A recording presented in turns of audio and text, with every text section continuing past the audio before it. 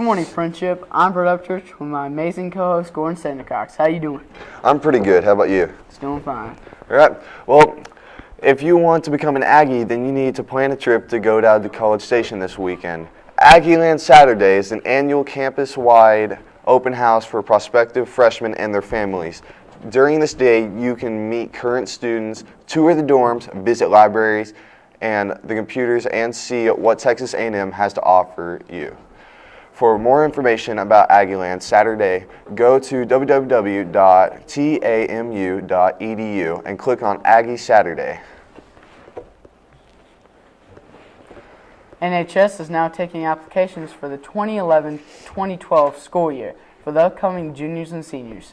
If you have a GPA of 90.0 without rounding or better, you should be expecting an invitation to one of two informational meetings. These meetings will be held in the library on March 3rd at 3:30 p.m. and March 4th at 7:45 a.m. All potential new members are required to attend one of these two meetings. Congratulations to all the January students of the month.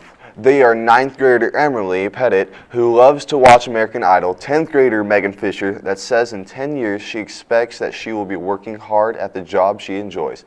11th grader David Ortiz says that his favorite subject at high school is science, and senior Joshua Nodick says his favorite FHS teacher is Miss Fanmiller. Congratulations to all of you. FISD's TV website is up and running.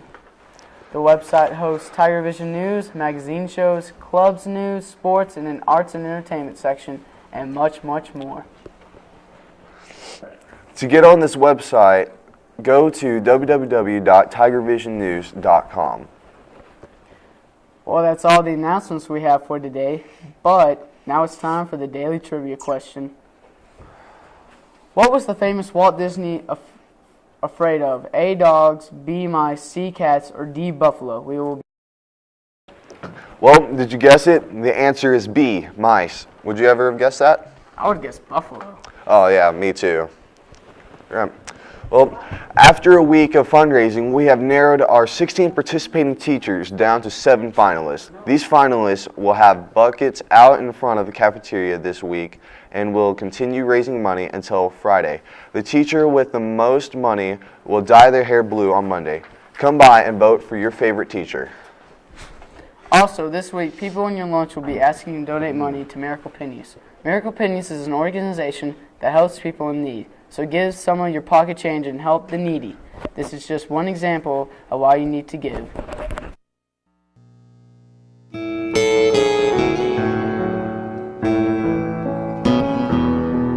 I think all moms kind of worry, is everything going to be okay?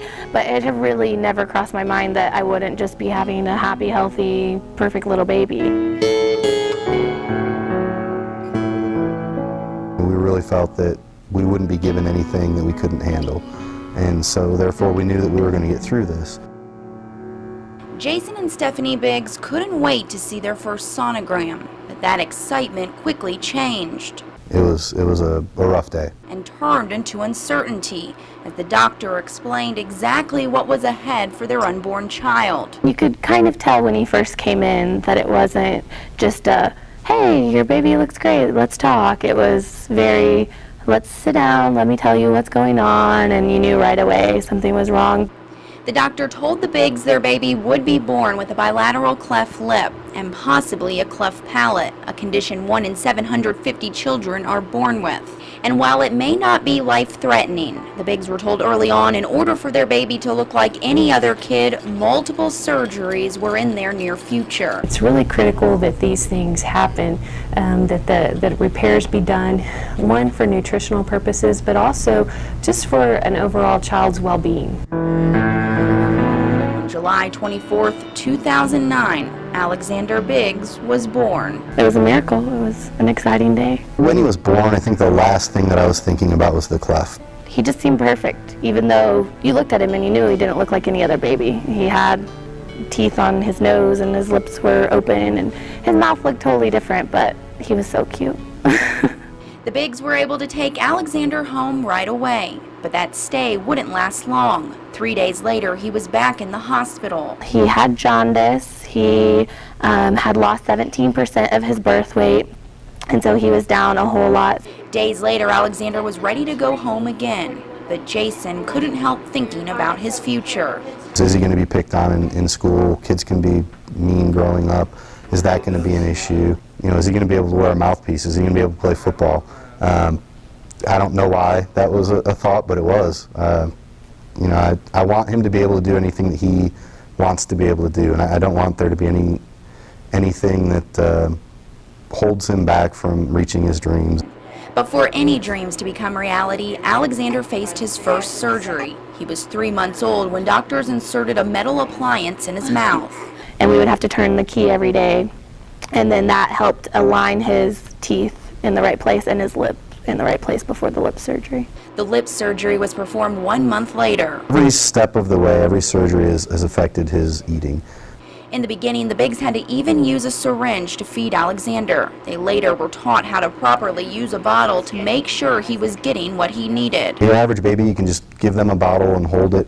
With Alexander, we had to squeeze his cheeks, basically close the cleft. After the lip surgery, Alexander had to wear braces on his arms for 3 weeks before he could touch his mouth. You look at him today, and his smile, it just lights up rooms. Just a tiny scar serves as a reminder for everything this baby has been through, all before his first birthday. He's so tough, and he just adapts so well to whatever happens. But another surgery lies ahead. When Alexander is 15 months, doctors will fix the cleft palate, making sure the roof of his mouth is intact. Good job. But this couple has learned a lot during their first year as parents. When Stephanie and I were thinking about having a child, we never thought that we would be using Children's Miracle Network. We never thought that we would be using the services at UMC for anything other than delivering a healthy child. And because of Children's Miracle Network, Alexander is now that happy, healthy, perfect little baby whose smile will continue to light up lives.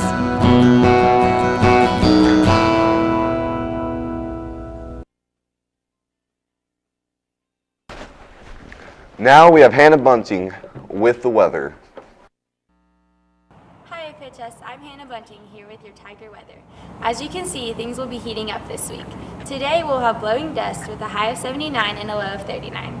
Friday it will be sunny with a high of 72 and a low of 39. Saturday it will be partly sunny with a high of 70 and a low of 46. Sunday it will be partly sunny with a high of 75 and a low of 36. Monday it will be sunny with a high of 65 and a low of 34. Thanks guys, back to you in the studio. On. Thanks for that. After this commercial, we will have Shane in the studio with our sports. Hello, friendship. I'm Shane Birchfield, and I'm here with the latest news on Tiger sports. Let's move on to some serious concepts. Tuesday night, boys basketball skated up on Wichita Falls Rider 48-27, and girls basketball played a playoff game against Wichita Falls Rider as well, and came out with a win. But we're still waiting for the scores from that game. Also, on Tuesday, our baseball teams played Amarillo High and fought hard. They couldn't defeat the Sandies and came out with a score of 17-15. If you're interested in trying out for junior varsity or varsity cheer, there will be a meeting today in Miss Smith's room, 27W. This is a mandatory meeting for all ladies trying out for cheer.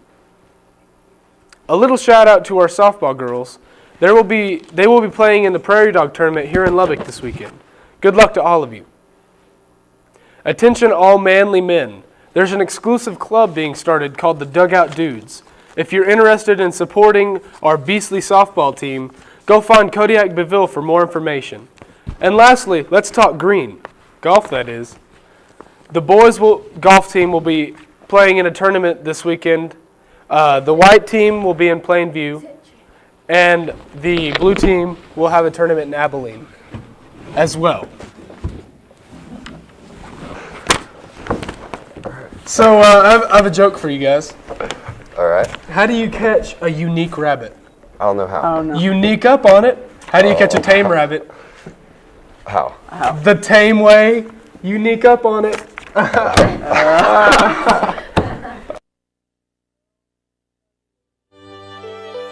That's Gordy. That's Brett. Peace out. Good morning, Friendship. I'm Brett Upchurch with my amazing co-host, Gordon Sandercox. How you doing? I'm pretty good. How about you? It's doing fine. All right. Well, if you want to become an Aggie, then you need to plan a trip to go down to College Station this weekend. Aggieland Saturday is an annual campus-wide open house for prospective freshmen and their families. During this day, you can meet current students, tour the dorms, visit libraries and the computers, and see what Texas A&M has to offer you. For more information about Aggieland Saturday, go to www.tamu.edu and click on Aggie Saturday. NHS is now taking applications for the 2011-2012 school year. For the upcoming juniors, new members are required to attend one of these two meetings. Congratulations to all the January students of the month. They are 9th grader Emily Pettit, who loves to watch American Idol. Seniors, if you have a GPA of 90.0 without rounding or better, you should be expecting an invitation to one of two informational meetings. These meetings will be held in the library on March 3rd at 3:30 p.m. and March 4th at 7:45 a.m. All potential